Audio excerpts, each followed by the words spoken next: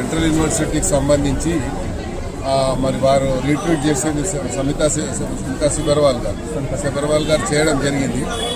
ఆమె అందుకే చెప్పింది క్లియర్గా, ఏం చెప్పిందంటే నేను పంపించే రీట్వీట్ చేసింది అక్కడ ఉన్నటువంటి ప్రాక్టికల్గా వాస్తవంగా ఉన్నదాన్ని చేశానని చెప్పారు.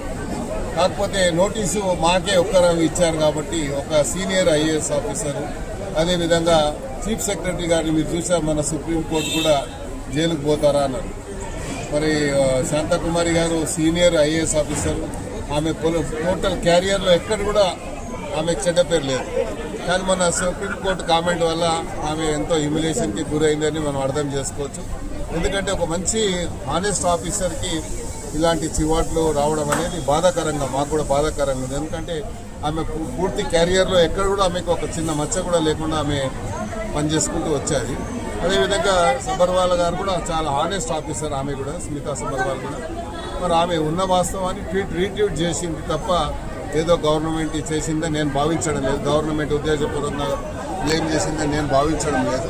ఎందుకంటే గచ్చిబౌలి ఏదైతే ఇష్యూ ఉందో అక్కడ డీప్ ఫారెస్ట్ ఉంది అని చెప్పి రకరకాలుగా వచ్చింది కాబట్టి మరి దాని ఇష్యూలో ప్రభుత్వం మళ్ళీ పునరాలోచన ఉంది అనేది మనం చూస్తూ ఉన్నాం.